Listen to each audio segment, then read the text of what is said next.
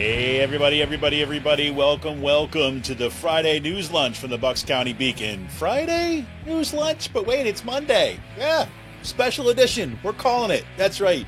This is Kevin Mahoney. I'm here with you today. This week we're doing something a little bit different. Now, if you've been watching the show, you know that we've been talking about changing up the format a little bit from the Friday News Lunch. We want to include interviews with writers from the Beacon, as well as some local organizers and advocates right here in our communities. Well, this week, I'm happy to say, we bring you the first interview in our second half of the show. I spoke with Kim Barbaro, Jane Kramer, and Laura Foster, who founded Upper Bucks United, or UBU, this past February. Since then, UBU organized the President's Day protests in Sellersville and the hands-off protests in the Quakertown back in April. This coming Saturday, June 14th, from 12 to 2, UBU will be back in Triangle Park once again as part of the nationwide No Kings protest. And while the protest may be the most visible work of UBU in the community, the organization is focused on the long-term work of organizing in our community to build power. I can't think of a better way to launch our new format, the Friday News Lunch, than with these three awesome women. So everybody remember, we're going to need independent, community-supported progressive media in the weeks, months, and years ahead. There could not be a better time. Take a moment, head over to buckscountybeacon.com, click on the Support the Beacon button, and become a supporter. We're in the middle of the Beacon's Illuminate Truth, Empower Our Community Fund Drive, where you can help keep the Beacon's work going strong. Unlike corporate-owned media sites, the Beacon gets its power from you. Any contribution helps, no matter the size. You can become a monthly entry-level supporter for as little as $1 a month.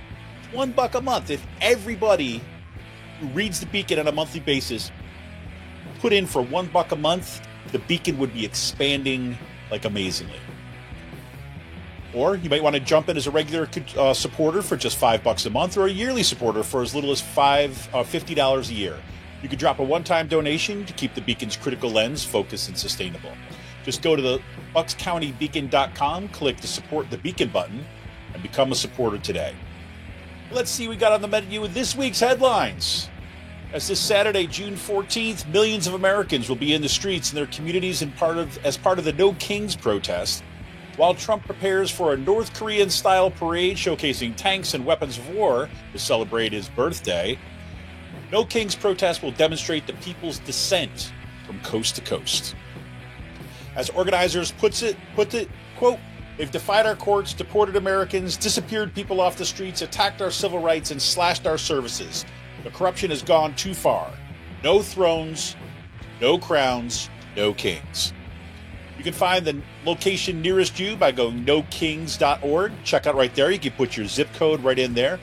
Reminder, Quakertown is happening right up the street, but there's other sites around Bucks County and in Philadelphia. This past weekend, we saw scenes of pitched conflicts in the streets of Los Angeles. Yep, that's as communities stood up against escalating ICE raids. Trump activated the National Guard to quell the protests, using a rarely used federal power to override the state's control of its own National Guard. Just freaking insane stuff. And now Trump is even threatening to send in Marines to attack fellow Americans. I'm not so sure how the Marines are going to feel about that. In a new report from the Plymouth Marine Laboratory, a leading marine research organization in the UK, it shows that ocean acidification is happening faster than previously thought. Ocean acidification, of course, is the evil twin of the climate crisis, is one of the less visible consequences of the climate change as oceans absorb large amounts of carbon dioxide, turning the water acidic. It's pretty crazy. There's also, in that story, by the way, from the Plymouth Marine Laboratory, there's a great video embedded in there from NOAA, which shows the actual impact on the shells of marine creatures, about how those shells are being dissolved. It's devastating. Well, in the Beacon this week, Mark Edelman from Barnraiser lays out the devastating blows the Trump administration is issuing to rural America, and why citizens across the country in big cities and small towns alike are taking to the streets this Saturday to declare no thrones, no crowns, no kings. Yeah, everybody's in on this. You kind of getting that? Melinda Rizzo reports on how Republican cuts to seniors farmers market. Let me try that one again. Melinda Rizzo reports on how Republican cuts to the senior farmers market nutrition program will mean that about 735 Bucks County seniors will lose access to the fresh produce provided by local farmers markets. Bucks County Commissioner Chair Bob Harvey put it this way, quote, "The most vulnerable seniors in Bucks County are going to lose reliable access to food because of the cuts of this vital program. It's a disgrace. These funds were allocated by Congress and are illegally being stripped away from the people who rely on these programs to survive. I urge you to call on your federal representatives to put an end to this unnecessary cruelty." And cruelty is the word indeed, and cruelty is indeed the point. The American Civil Liberties Union of PA and the Community Justice Project filed a lawsuit this week against Bucks County Sheriff Fred Herron due to what they call an illegal partnership Herron has with ICE. Melinda Rizzo reports on the lawsuit and reactions from community leaders and organizations. Pat LaMarche, this is a great piece about it. You gotta read this one out. Pat LaMarche lays out a scathing indictment of the Trump administration's deep cuts to food assistance in her piece. Trump and the GOP's big beautiful bill will make the old-fashioned term groceries actually obsolete for millions of people who rely on SNAP. It gives you a really inside perspective of what this all looks like. Do check it out. And the Associated Press reports on the cyber charter reform bill that narrowly passed the PA House this week. And if passed by the PA Senate and signed into law by Governor Shapiro, the legislation could save school districts hundreds of millions of dollars that have been siphoned off by poorly regulated, underperforming, and grift-ridden cyber charter schools. This would be huge. This would be huge. So instead of seeing cyber charter schools as a profit center for kind of billionaire investors, we'd actually get it put back into schools that serve all of us. How about that? How about that? Well, as I said, this format's going to be a little bit different this week. We're going to keep these headlines. We're just going to roll out those headlines. And then we're going to take a quick break. And then after the break, we'll come back and we're going to play the interview that I did with Kim Barbaro, Jane Kramer, and Laura Foster, founders of the Upper Bucks United. And we're going to talk a little bit about what the kind of model of organizing is, about why it's important to build power right in your backyard, and this upcoming No Kings protest in Triangle Park, Quakertown, this Saturday, June 14th from 12 to 2. We hope you'll be there. Hope you'll be at the Quakertown action. And if you can't make the Quakertown action, just want to go to nokings.org, put in your zip code, and find the action nearest you. All right, so this is how this is going to go. I'm going to kind of like fade out here, take a quick break, come back, and we're going to play the interview with Kim Barbaro, Jane Kramer, and Laura Foster from UBU. All right, everybody, thanks for your time. Hope you enjoy this. We'd love to get your feedback on what you like about the new format, what we could do better. But right now, I wish you all a awesome week and strength for the fight ahead. This is Kevin Mahoney. Talk to you soon. Bye-bye.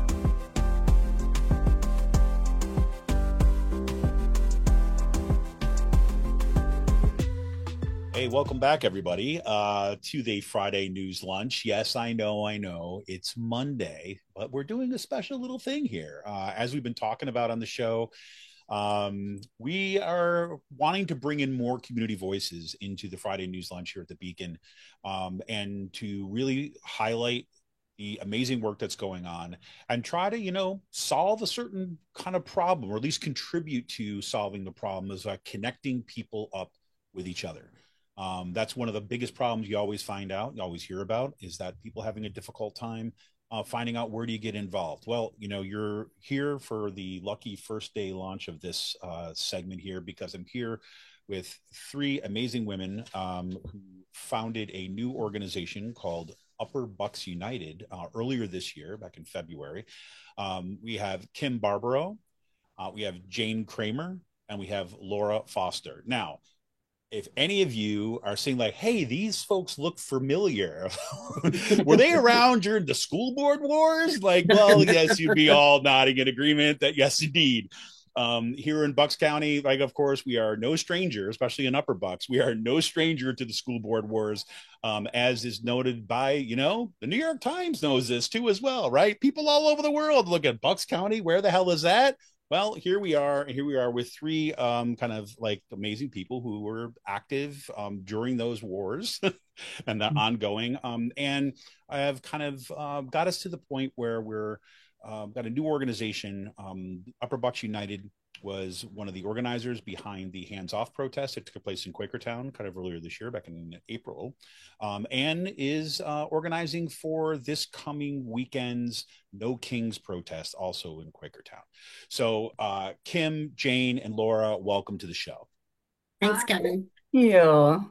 Great. So what I just thought, for those folks who have not been immersed in the school board wars for what seems like the last century, that maybe we can just do just a quick round of just kind of introductions, let folks know kind of who you are a little bit.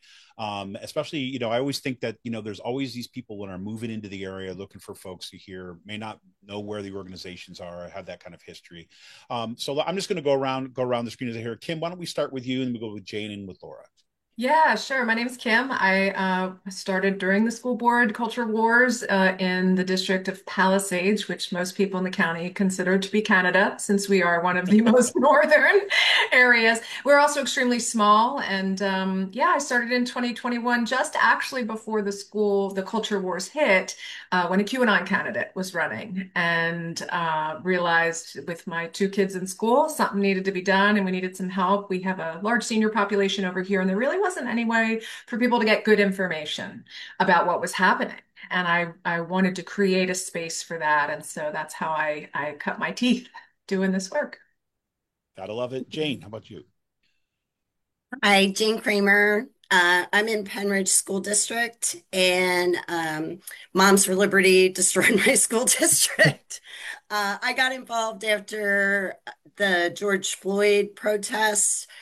There were some very just impactful gatherings in our local community in the parks of people that had gone through Penridge School District and had a really negative experience. I have two children of color, and we're a two-mom family, so those issues had always been important to me. And then hearing from people that had been marginalized in our district got me involved. And then what kept me involved was our school board just being awful, banning books, banning pride flags, no DEI. Then they brought in a educational consultant who was affiliated with Hillsdale College and Moms for Liberty. And I had a manic episode where I went to the protest with my sign with Kim, and I ended up being the poster child for the movement in Penridge against Moms for Liberty, and we were able to flip that school board. So that's my story, and Laura's a big part of it. Well, Awesome. And I have to say, when you say the school board was awful, that is Jane being generous. Okay, let's be clear.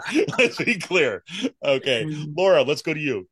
Yeah, thanks. First of all, thanks for having us here. Like, I Oh think my these God, yeah. places of like community engagement in different levels is really important. And I always get to like, I feel like I know Jane and Kim very well, but then I feel like I do learn more stuff about them because we Right. ask questions we don't always ask each other. So I appreciate it. But yeah, I've worked with Jane and Kim for a hot minute here in the Penridge School District.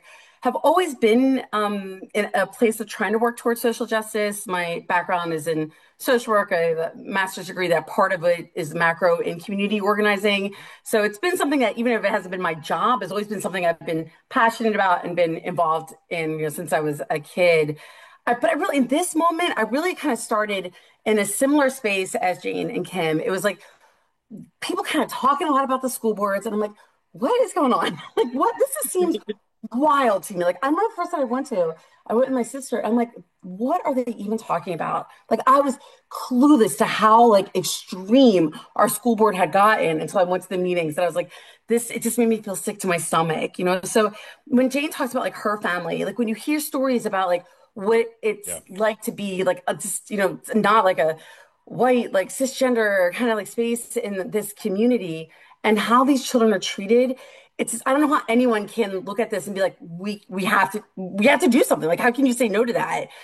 So yeah, I been involved in the community for a minute.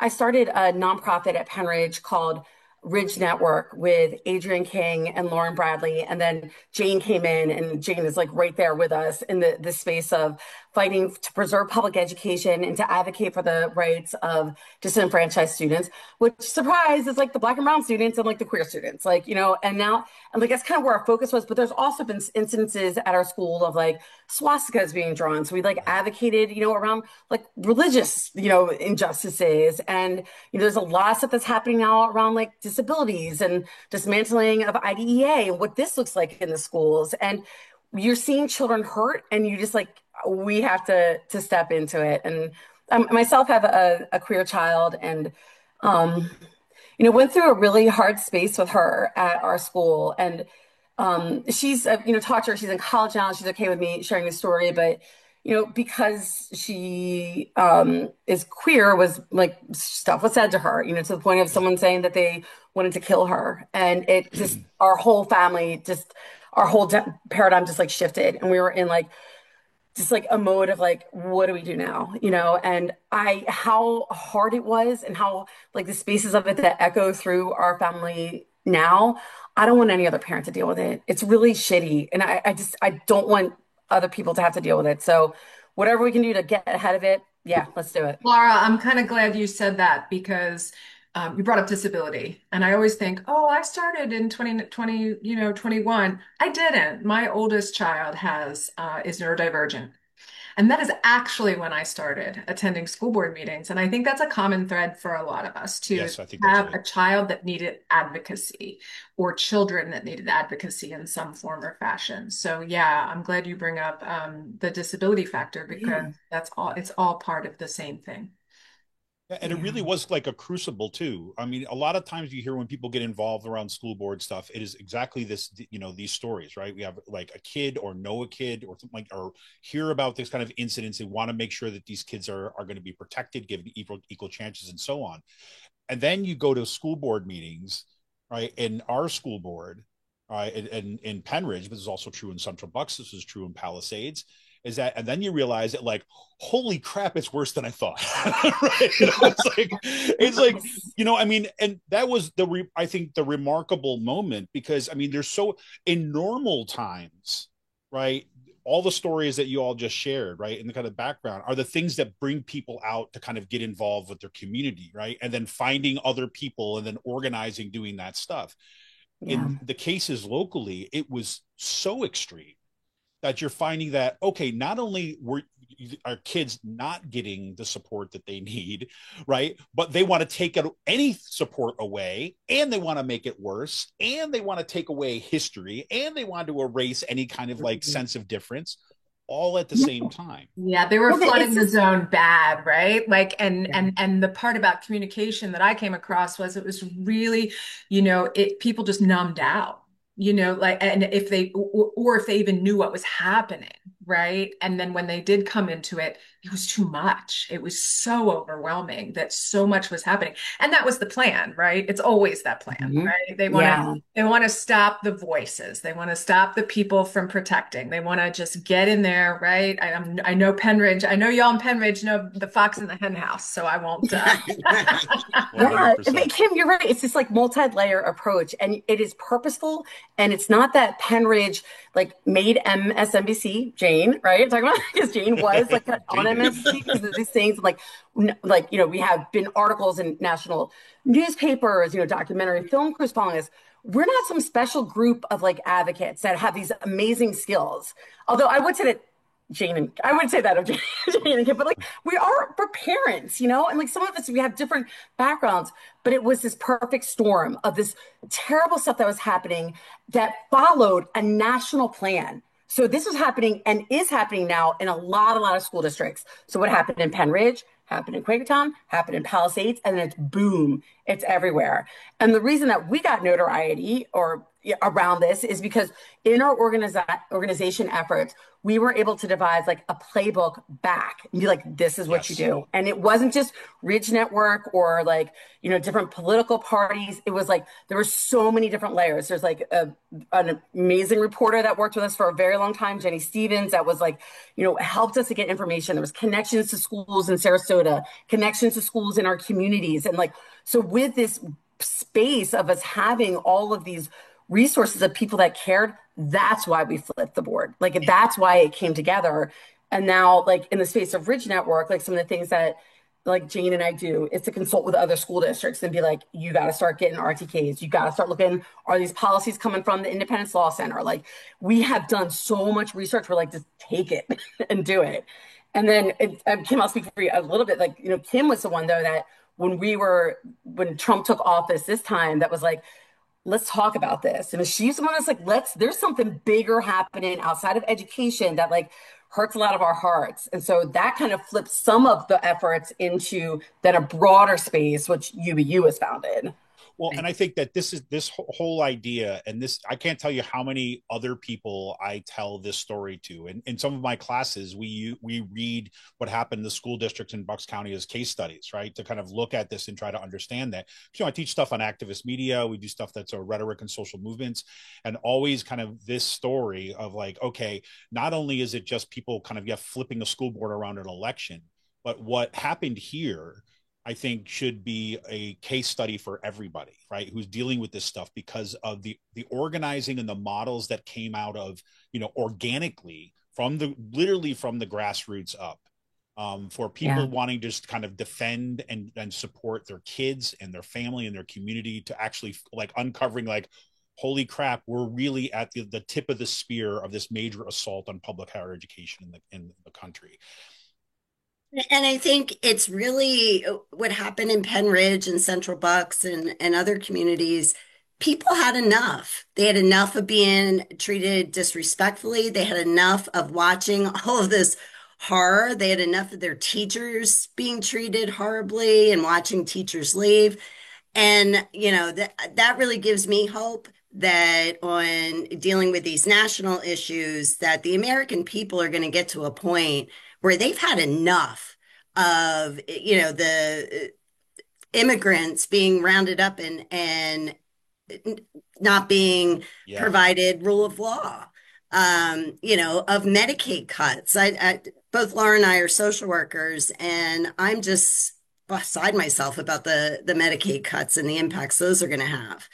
Yeah. Um, I think it's just, I hope we get to that point where the American people have had enough, and then we will really see that change like we saw in Penridge.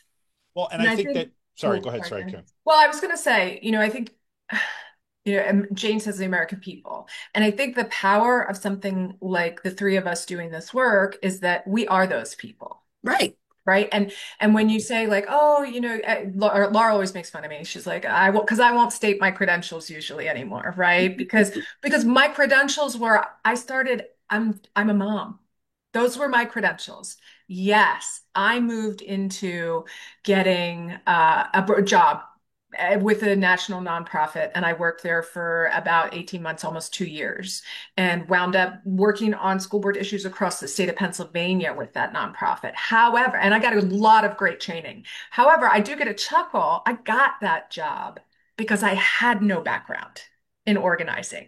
They wanted authentic voices. They didn't want the same old, same old. And so where we are today is so very different from where we began. And I always hold tight to those roots that I am no different than any other parent who's disgruntled with what is happening with this country and what the future of our children looks like at this point. It's devastating. And so I never like to lose touch with that groundedness. Well, let's talk about that because, like, this does feel like I mean, from where I sit, this feels like we're in a little bit of a new phase here. I mean, with the founding of Upper Bucks United, I want to talk a little bit about the reasons behind that. I mean, because clearly you've all been involved in organizing, all been involved with local organizations, been doing this, but then made this choice. So, well, okay, wait a minute, let's start this organization, Upper Bucks United. So well, let's talk about that, the idea and why Upper Bucks United. What's this? Why found another organization, kind of in Upper Bucks, and what are you after there?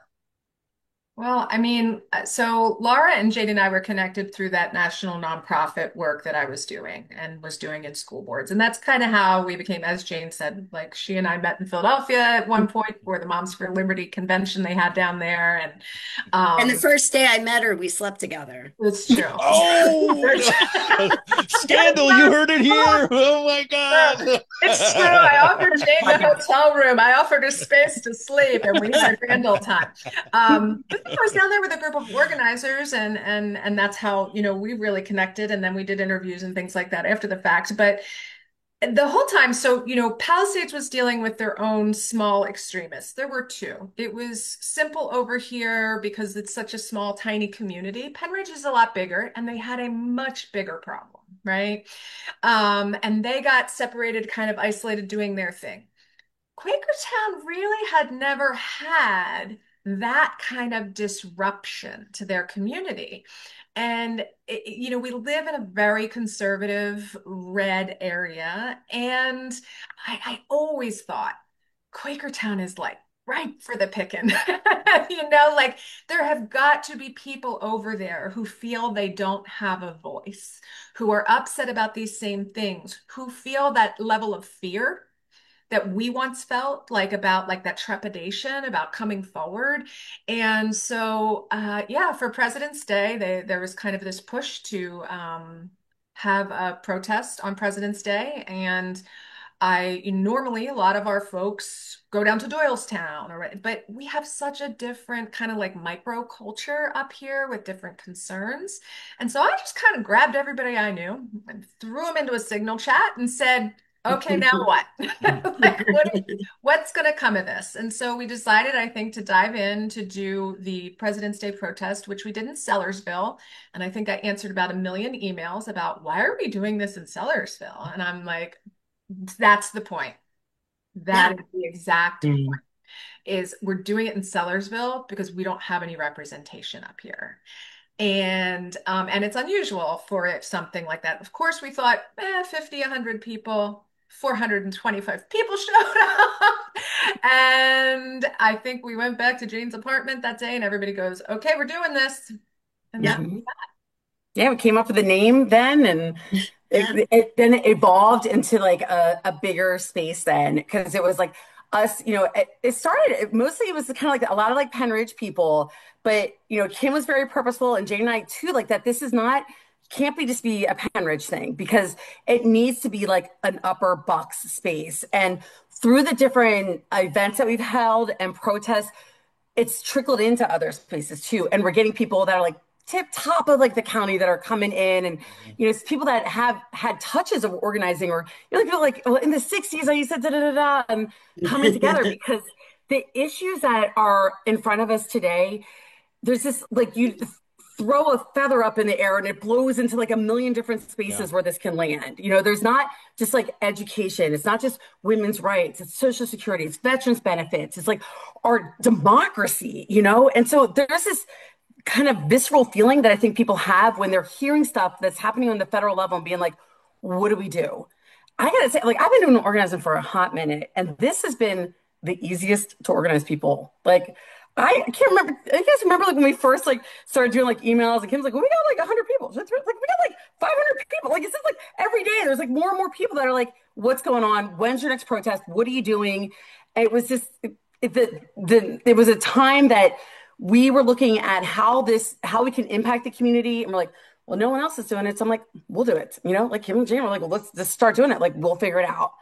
And we We did did. one of the yeah, and one of the things we learned from the school board wars is nobody's coming to save us. You got to save yourself. Yeah. Yeah. Um, so if that's the one message that your listeners get from this is you can't sit back and wait for some politician to come in and fix this because we tried that in Penridge. I stalked the lieutenant governor a little bit over it, and did he save us? No, we Mm-mm. did. We saved ourselves. So I think that's That's that's very the true. focus we need to have. Yeah, and I think it's interesting too. I can remember, for the longest time, the way people would talk about, say, the Quakertown area, Upper Bucks area, and things like this. It was kind of, I mean, not to use these words like hands off, right? Because I didn't mean it in a different way, but it was like little like kind of like organizers, progressive groups, center left, like we're just kind of like, oh well, we're going to write it all off. And so we're going to keep our organizing down where it's quote unquote easier, closer to Philadelphia, right? Right. And so we're in the upper part of the county, right? We're in the upper part of the county. So we're not really kind of until recently, till the kind of rejiggering of the kind of state Senate districts and stuff, we weren't really connected up to Lehigh County and stuff. So it's kind of like out here. And people say, oh, that is all conservative, so we're just therefore going to write it off. And then it would show up around election time too as well, right? Some sort of consultant group in DC would fly in some candidate to run against Fitzpatrick, right? And then they would disappear and no one would ever remember them ever again, right? Is because the investment in kind of that kind of ground up stuff wasn't there, but that's totally different. It's Yeah. so important what you just said, Kevin, that Yeah. and what that points to is sustainability of the community. Having people drop in, do their work and get out. It just becomes really, really ugly when you're living in a space like this. Because it's not about your community. It becomes transactional. Right. And we are not transactional. We are building a community movement about things that matter to us in Upper Bucks and to the people in Upper Bucks. We want something sustainable that's going to be here for this community for a while because we don't want to go back to that. We don't want to go back to, our opinions don't matter. Our issues that we have even locally aren't a concern to even local politicians. That's not what we're about. We want to give a voice to it. We want people to be active and regain that kind of sense of community pride too, of being active as a citizen in our area. For too long, a lot of people around here have said, "Oh gosh, I live in this really." Really red area or really conservative area, and and that turned into fear, right? And that turned it, and it all feeds into kind of just this apathy that we hear all the Mhm. pundits talk about, right? Like, Right. and it doesn't have to be that way. It doesn't have to be that way. Yeah, Kim, when you're saying this, like I want to talk just like a moment about like the conservative space up here because if that's on paper, like how it looks, and we know what Pennsylvania meant in the last election, right? It's kind of this like weather state, like where is it going to go? And in Pennsylvania, it's Bucks is the one that they look at. Oh, like it's on CNN all the time, on Fox News, like what's happening in Bucks. So there's this place where when I use the word conservative or liberal or like progressive, like it does, I think it can mean different things to different people because, for those that like grew up in this area, like I grew up with a Republican father and a Democratic mother, and that was very common, and a lot of my friends, like their parents were Republican, but you didn't really know, like no one really talked about it. Right. But the space of being like Republican versus Democrat wasn't around like hating each other as much. It was just like you're like fiscally conservative and you're like, it's just like these kind of like feels like much more of national issues than what people were like in the community. Because I remember growing up and there was like a caring and like people, if someone heard something like happen to like the one of like four kids of color in the school, they're like, oh, that's terrible. And you didn't know who was saying it, if they were like progressive or conservative. So we know in this area that there are people who are, labeled as conservative based on how they vote, but don't are not okay with what is happening. And there's a lot of Right. independents that are like, we're not okay with what's happening. And there's a lot of people that are like Dems that are like, I don't know if I'm okay with what the Dems are doing in response to it. So there's this like mishmash of people that like aren't, it's not so much about politics, it's about the issues. And when you work with something like UBU or like Indivisible, it's issues based. And so there may not be issues that you agree with for like everything in there, but I would about guarantee you that most Americans today, when you look at the issues, I mean, you just start with like tariffs. Most people are going to have an opinion about it, and I don't think most people are going to be happy about it. It doesn't, that's not like necessarily a Democrat or Republican thing. So that space of like trying to create openness for the like conservatives in our community and the independents in our community was really important to all of us. And we talk about it a lot because we get challenged in it. And we have to like reframe it and rethink like what does this mean like with involvement with like some of like the Democrats in the party or what the protests even mean. Because doing a protest is awesome. Love them. But what do you do after the protest, right? Like, what do Right. you do after? And so that's another like area where we really try to like focus in on is like it's not always just about like building community. I mean, like Kim and Jane are definitely like in this space of like, and how do we change it? Does that make sense? Yeah. 100%. And I think that what was really interesting to see, I thought that came together really well around the hands off protest because I love one of just in terms of that hands off protest, the way it was framed, right? It's like you had like entry points from every direction. Hands off our Medicaid, hands off our public Right. schools, hands off our kind of like, international relations. Like, stop screwing stuff up. It's like leave like the whole idea about we don't want you messing up our lives. Leave it alone, right? Stop hurting us, right? And then I Mhm. remember at that action in Quakertown, right, going around just talking to people. There were people who never had ever imagined themselves coming out to something like this, Right. and I Mhm. do think it's a reflective of what you all are talking about. That whole idea of saying like this is about wait, what's happening to us right now and how do we do something about it. It didn't start from like, hey, do you have that voter card with you that we can check to it? No, it was started from like our community is hurting and the only like Jane, what you said, nobody is coming, right? Right. Nobody's coming but ourselves. Right. Yeah. Yeah, and Absolutely. we Absolutely. had And that protest and I mean the hands-off protest in Quakertown, I just so impactful. Over 1,000 people lining the streets of Quakertown, to protest and to express that, like, no, I'm not okay with this. This is wrong. And I think that's where we're getting to the we've had enough. People are recognizing this is wrong. How do we stop it? Um, and we'll keep protesting. I know sometimes protesting can seem, people say it's performative, but in a community like Quakertown, for that many people to come out and for the rest of the community to be like, oh, wait a minute, maybe there's something to what they're saying. I should check into that. Right? Yeah. So and especially in our community and more rural suburban communities like ours, I think protest means a lot. Well, and I think especially given what Laura was pointing to too as well, and what Kim had pointed out too, is like, okay, it wasn't just show up in this day and then we're gonna wash our hands, everyone disappears. Right, I mean, right. that action was followed up immediately with a launch party not long after. And there were like what 70, 80 people showing up Yeah. to a kind of a launch party who weren't there just to kind of like show up and eat cake, right? There was cake too, but there was but they You were gotta have there. cake. Right. You gotta have Lasagna. cake. I mean, but signing up to do work, right? To kind Mhm. of be part of wanting to be part of building an organization. And that seemed huge to me.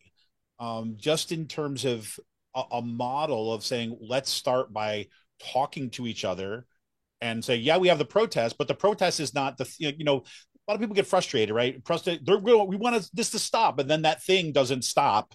And so then Right. they get disenchanted. But this felt like, here's this protest, right? And like, we want this thing to stop, right? And we know they're not going to stop. So, hey, come join us over here and we're going to build power, right? I mean, that's the way it felt to me. Is that kind Yeah. of the Yeah, and I idea? think that's where we are. We're always moving to like what's next, right, Laura?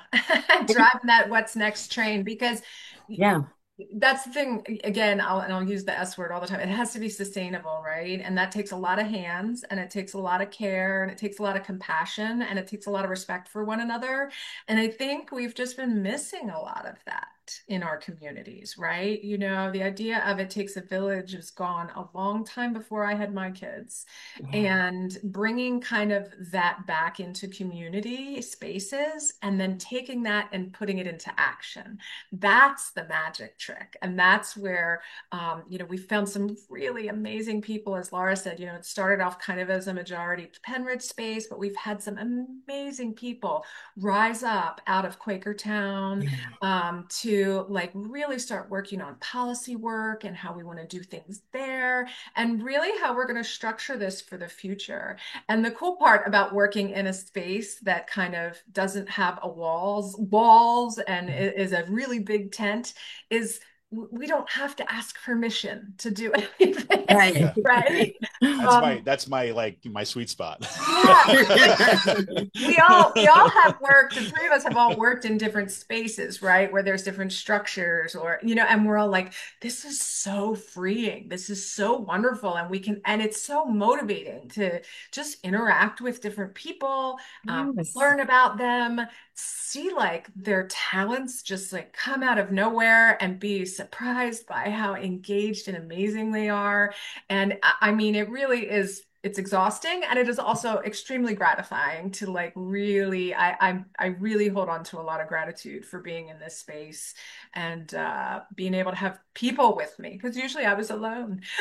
So I'm so grateful to have some cohorts It's moving like, man, along where's Kim? She's like, I don't, up there someplace. There's like trees. That go up to the in trees. Canada, Bucks County. Yeah.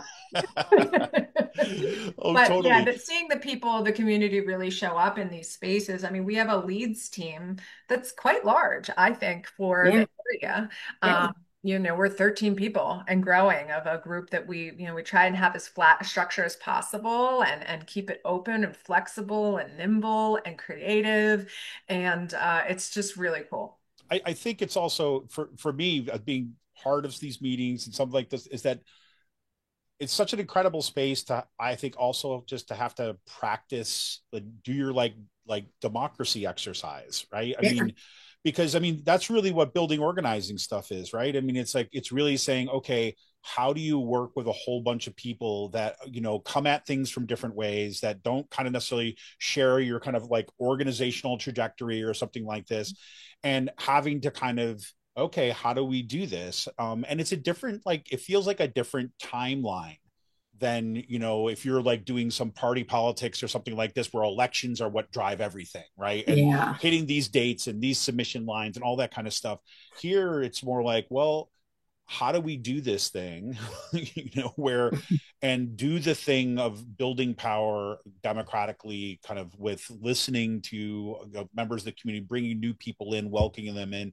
That's a really special place to be. I mean, and again, we're talking, you all started this in February. This was, here we are. It's like, Yeah. Right. I mean, it's This has remarkable. been wild. And Yeah. and, and I love that, within this group we can think about things and approach things in a different way than maybe organizers have done in other movements. Mhm. With one of our leads had this great idea when we were grappling with the question, do we allow candidates to come and speak at our protest and other events? It was like, well, why don't we create an event where they can listen to us? And how about we, really do some deep dive and, engage with the community and identify what are really the major issues that are important to people in Upper Bucks County that are specific to this area. So, I think you're going to see some really amazing stuff come out of UBU. Um, Not from, the three of us necessarily, but because we're working with a group that just keeps coming with these great creative ideas and it's a group that's supportive of one another. And, it's not a space where people are shutting each other down because this is not how we do it here or that kind of thing. It's just been Yeah. really beautiful.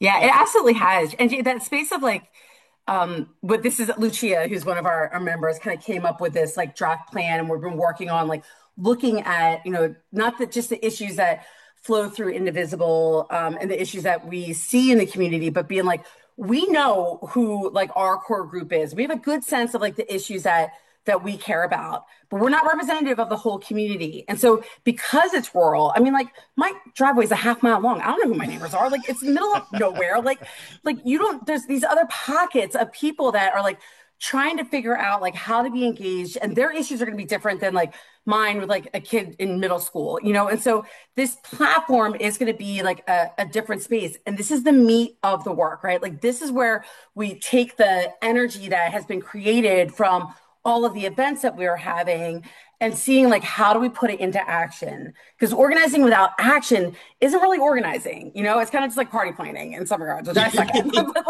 But it is like this space where, so like at like I have the No Kings protest coming up. Like it's not, when we're talking about what this event is, it's not just like, okay, who's like gonna bring the balloons, like who's bringing the water. It's like deep dive into stuff. Like we are looking at like not just that day up, but like what is coming out of this, and so there's, Kim had worked with someone like Chris to devise like a way to be able to like sign people up very easily to get more information about UBU, to be like a part of it, because not everybody that goes to protest will care or be able to like do something afterwards, but there are some people who are, they just don't quite have like the space to do it. So part of like, I mean, I have my own agenda with this stuff 100%.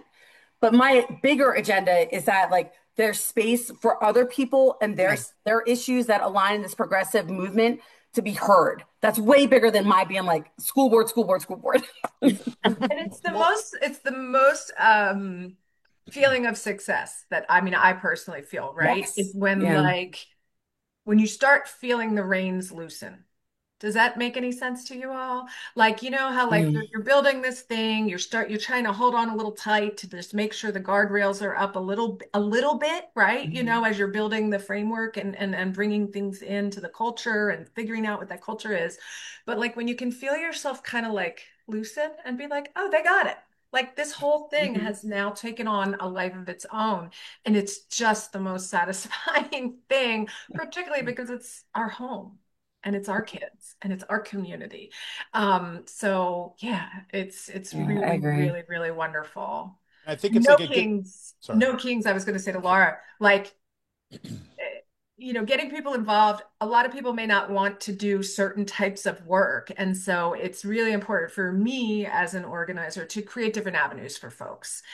Because I always say, like we had a lot of first time protesters out for No Hands, and they were, in their 60s and 70s, perhaps, and things like that. And so, they're not going to be able to do certain things that, and they have limitations, and, we're all different.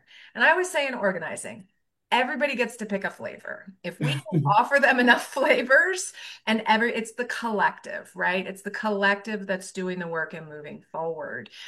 So we have some cool fun stuff too. We have a volunteer who wants to start a justice choir.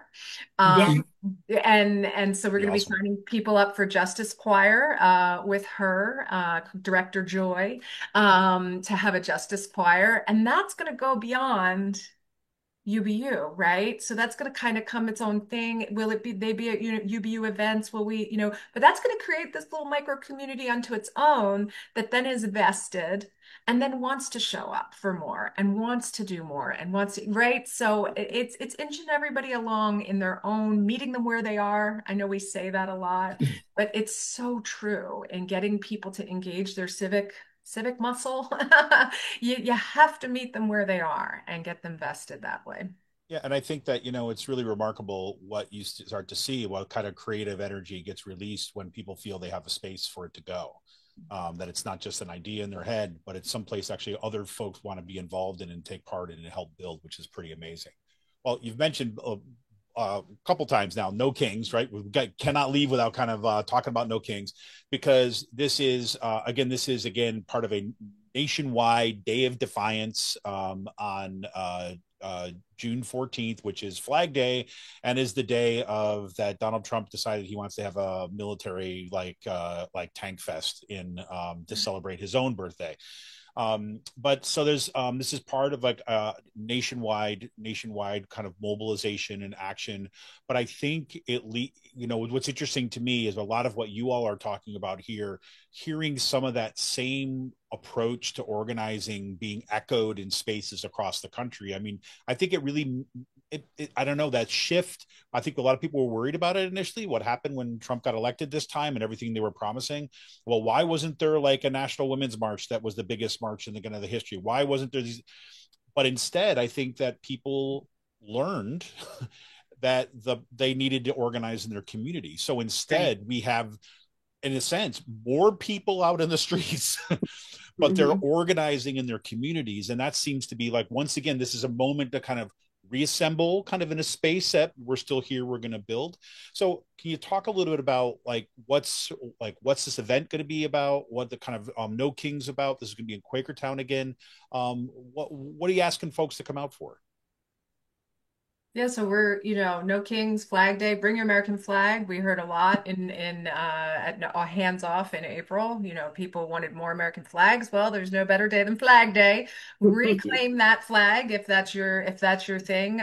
Bring your flags. And yeah, it's really about coming together again in Quakertown to show, again, this is your space too, right? We are going to continue to be here. There is a sustained effort here to really provide this space. And each event for us, in my mind, is going to be a little bit along as we grow, right? As we get those new ideas. So we do have these new initiatives. We're doing things a little differently. We're doing things better. We're incorporating art into some of what we're doing. And I won't, not even given any hint, but it involves.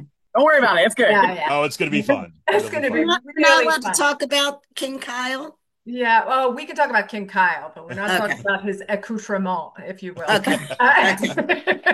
Yeah, we had, we will have a king there as someone who played that role for us back in February. And yeah, we'll have opportunities for folks to sign up for, again, keep growing our community. As we get better and we do more, there will be, more opportunities and more opportunities for everyone to be together. As Laura always says, it is about community, but it is also about action, right? It's about creating change and trying to create improvement in our lives, right? It is the antithesis of what is happening at the federal level. And in many ways, every level, right? The federal gets the most attention, but so much at the state level and local level impacts every bit of what we do. I mean, right down to voting. I can't tell you how many people say, why is this so difficult? Why can't I get good information? Why is mail-in balloting? How come we don't have early voting? Just that electoral, that slim little bit of electoral. And I have to say, well, that's governed by our state governments. Right. We voted for that. Yeah. And you are so on target with this stuff. This is the place that because there is we hear the news, the federal stuff, you hear about what's happening, kind of the degradation of women's rights and immigration and these tariffs and all these things that you're just ew. And it's not just the federal space that we are living with, it's the local space too. And make no mistake about it, that the initiatives from the federal government are happening in Pennsylvania today. This is not we have been the microcosm of the federal movement for years. We're the proving grounds to see what's going to happen. I was just reading something that one of our local senators, Coleman, was just putting forth a new plan about or a new bill around like evaluating departments after so many years about like efficiency and like so they're having Yeah. like another level of oversight. What does that mean? It means they're going to start cutting back things in our state government is what, and you know, he's already said it. He's already gotten into places of like trying to privatize public education. You know, in fact, this is one of his biggest kind of like pushes. He's on the education department. He was funded by Jeffrey Yazd, who's the biggest, richest person in Pennsylvania, whose sole initiative is to privatize public education, right? And guess whose office is right across the street from where we're doing the protest? Jared Coleman's, right?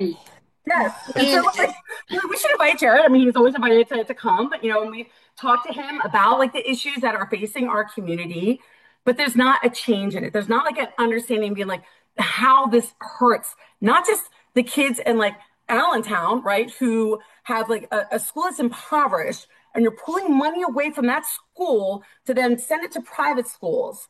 That hurts my kids too, because my kids are growing up in a community then where the lower income kids, like the disenfranchised kids, are getting more and more pushed down. And that's not where I want my kids to live. That's not where I want to live.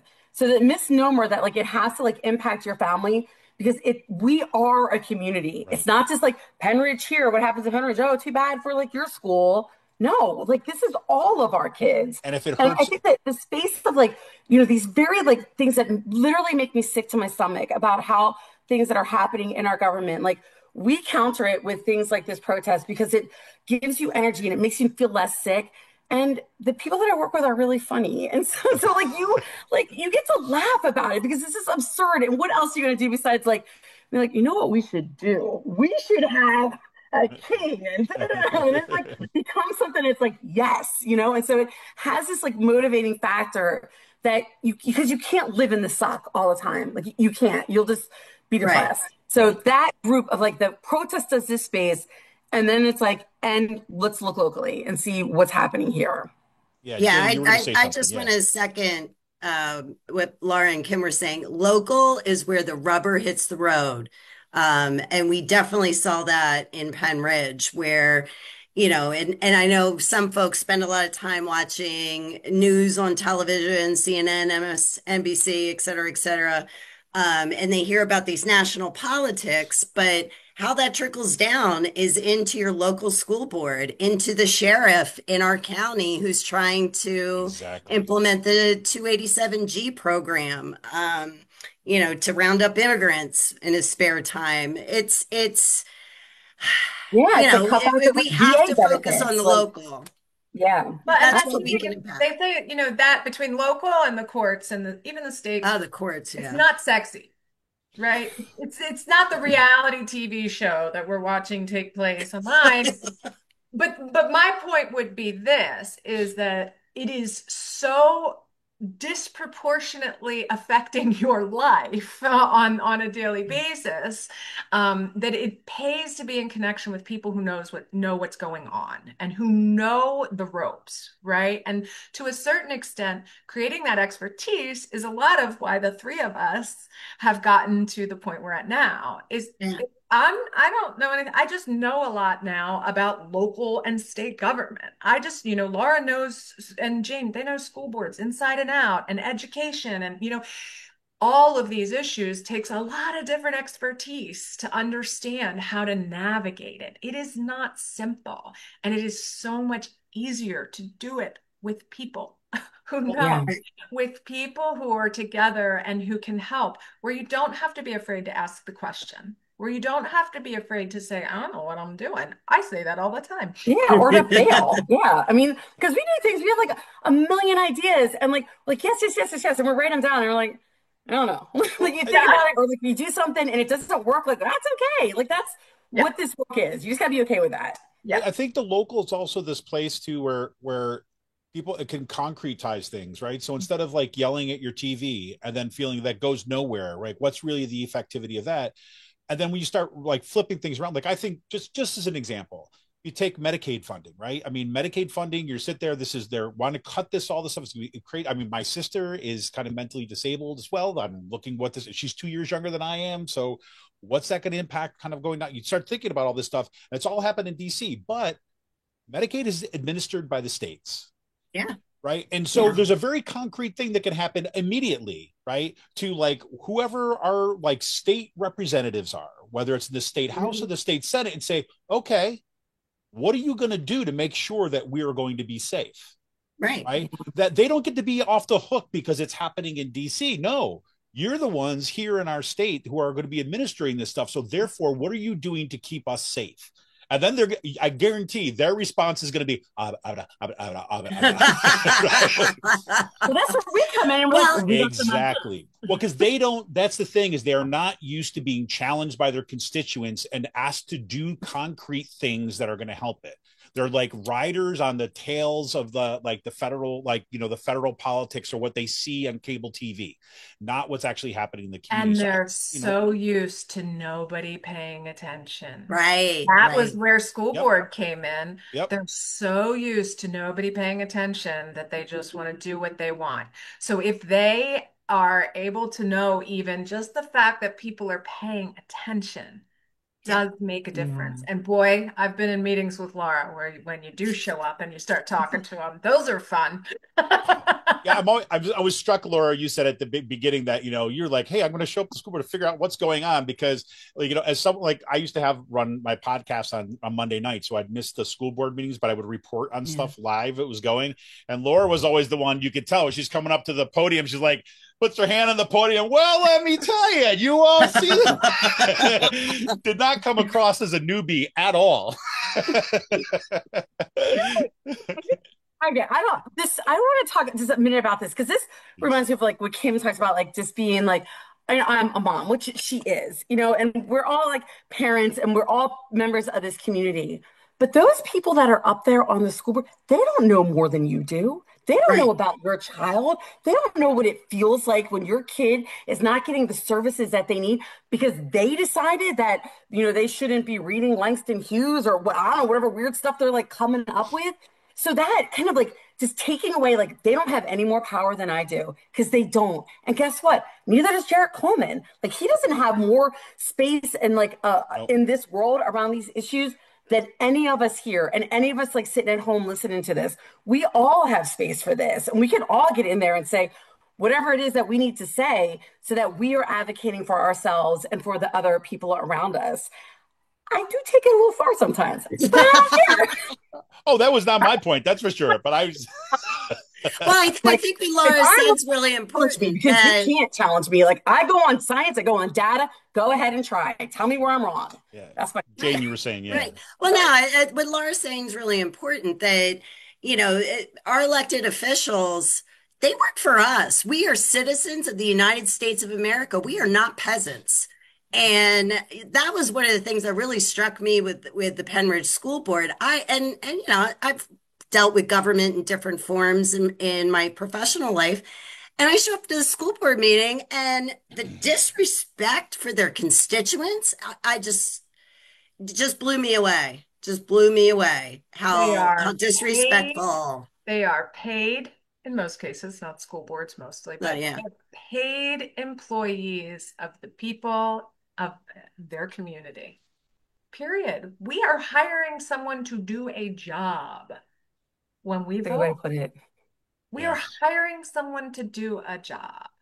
And that's the part that I think is critical. I mean, the way we think about elected officials has become, it's become this reality TV show. It's horrible. Well, I think they're scared of us now. They're also scared of us. They can't have town halls like Brian Fitzpatrick. Right. No, I was just saying we just need to get ourselves in the mentality too as well that they're hired to be a job, but their boss is not the president of the United States. Their boss, we're the bosses. Right. Yeah. They answer to us, and we get to make the decision about whether they kind of continue to kind of do that work, whether they've been doing it effectively. And that's whether they agree with us or not. Right. Right. No, exactly. Well, listen, I've kept you so much longer than I promised you, and I apologize for that. But I do think, this is such, I think, an important organization. I wanted that conversation, and I hope that this is a spirit that we can bring to continue to bring to the show here too as well, and that I mean, I cannot wait, right, when we start the whole, like, community based platform, finding out what's happening in our community. When you're coming Yes. back on this show to go, like, let's kind of talk about some of this stuff. Let's see kind of what are some of the issues that are coming up in our community. That would be fantastic. Well, let me give the kind of concrete plug in here too, and then I'll ask you to see if there's any last things that you want to leave people with, because this Saturday, June 14th, is going to be the No Kings protest, right? That is the mass kind of national uprising, the day of defiance. That is going to be Saturday, June 14th from 12 until 2 p.m. It's going to be in Triangle Park, right? If you don't know where that is right in the kind of heart of Quakertown. And it's a little park that's a triangle, right? So it's like not a special, it just looks like a triangle right in the center of town. There's plenty of places, plenty of places. There's a lot of stuff that's going on in Quakertown on Saturday, but so you just get there, kind of come early, be welcomed in, be fantastic. It's going to be a great day. And so Saturday, June 14th, 12 to 2. You could bring your signs, homemade signs. There'll be some extra signs that are going to be there for you. But more than anything else, just come, right? Kind of be there Yeah. with other people, right, that are kind of wanting to have a significant impact upon the betterment of our lives in this community. Right. So, I mean, so having said that, putting in that plug, like, for the good of the order, as it were, right? Do you have anything else you'd want to leave people with today? And we can just kind of go around. Kim, let's start with you. We'll go to Jane and Laura. Every time we have an event, there is a pivotal moment for me. And it typically has to do with some type of one-on-one interaction where I come to realize just how important the work that we're doing is. A person who says, I didn't think anybody was here to help. I didn't think anybody was here to give a voice. I feel so much better. I mean, it comes in different forms. Sometimes there are tears, which is always interesting, but it really matters. Showing up matters. So I just really want to encourage everybody, come out, bring some people, get the feel for it, figure out what it feels like to have a voice again, and let go of all of the chaos. It'll change something for you. I really do believe that, and I'm just so grateful for all of you, and grateful to have my partners here. Fantastic. Jane, thoughts for the And close. I would just add that protests like this empower other people to get involved. So please come join us. Like Kim said, bring your friends, and have that courage of your convictions to come out, join us, and um, show the rest of the community that it's not just MAGA in Upper Bucks County. That's all I got, Fantastic. Laura. Laura. I mean, it's hard to like say something different because that space is I my know. space too. And like, I think, I mean, just maybe not like stepping out of like the organizational space of it, but like just as like someone who's like had crap happen to us, like I'm thankful. Like I'm thankful that like people go and do these kinds of things and come together and like have like even if it's just like coming to the protest, it's not just coming to the protest. Like that means a lot to me. It really does. Like, and I know like that people have other stuff going on weekends. I know that like people are busy and you got kids or you got parents you're taking care of, or like it's hard for you to get around, like, and to take this moment out of your day to do it. Like I just want to shine a light on that because that's not always an easy thing to do. And it really does mean a lot to me. And the other thing is like, if you want to help, like we always need help, so like you can reach out to us, Kimberly, we should feel this, but like on like Facebook, we have like an email, like this is how it goes. Like there's not always like, it's not always going to be me here or Jane here. Like there's a fluidity in this that like, there's space for everyone to help out if you want to help out. And we are there for you, like for the right of it. And we'll do our best to help you with whatever space you want to occupy in it. Yeah, And if you want any information, throw us an email. It's upperbucksunited@gmail.com. It is BUX for the Bucks, not BUCKS. Somebody else had the real Bucks with the CKS, but we are Upper Bucks, BUX United at gmail.com. Fantastic. And if you want to kind of find out more about the No Kings action on Saturday, you can go to mobilize.us. Just search up No Kings Quakertown. It'll come right up. Let people know you're going to be there. It's a fantastic way to say, to signal, hey, guess what? I'm coming out. I'm going to grab some other people I'm going to head out to as well. Lets us know kind of like people that are going to be out there on the ground, who is going to, how many folks are going to be kind of showing up. It's fantastic. And then you can share it on with your friends and let them know, hey, listen, what are you doing Saturday? Let's take a couple hours. Let's go to the farmer's market. Farmer's market open up in Percy is happening this weekend. Go to the farmer's market in the morning, go grab some snacks and head up to Quakertown, and I got hit the No Kings protest for a couple hours, and then see what's happening in Quakertown, right? Go to some of the local shops up there, right? Go into a store that you haven't been before, right? And say like, hey, you know what? I didn't know you had a shoe store still here, like a real shoe store in Quakertown, right? For example, like, oh, there's a game store right there. Let's go on, just as an opportunity to kind of partake in the community too as well. So listen, Kim, Jane, and Laura, I appreciate your time so much today. And thank you for being willing to, spend this much time really kind of telling the story and kind of connecting up. I think it's a great place to begin this series. And I want to remind everybody else out there too, as well, and all the work that you've been doing. Thank you for taking your time out of your day to kind of being here, to kind of listen and sharing in this conversation. I want to remind you that, you can step up, you can show up on that Saturday. You can also, take a few seconds out of your day, head over to buckscountybeacon.com. Hit the support the beacon button, right? I could say that now. It's like it rolls it off my tongue. Support the beacon button. It is not an easy thing to say. Hit the support the beacon button and you can become a member. And it's true. If you've heard Emily say this on the show before, is if everybody who kind of reads the beacon, there were over 50,000 people who read the beacon last month. If every person was $1, gave $1, right? Not only would it be sustainable, right, for the long term, but we'll be able to hire more journalists to get more coverage of the things that are on the thing. So it's all local. See all the stuff coming together. See how this is working, everybody? That's what we got going on here. It's fantastic being here in Upper Bucks. Absolutely. Well, thank you all. I appreciate you taking the time on this last day of school for here in the district. And we get it to head off into the summer. So thank you all for your work and thank you for taking time today. Thanks, Kevin. Thank you so much, Kevin. We'll see you, everybody. Keep up the good work. See you on the flip side. See you on the streets. Yeah.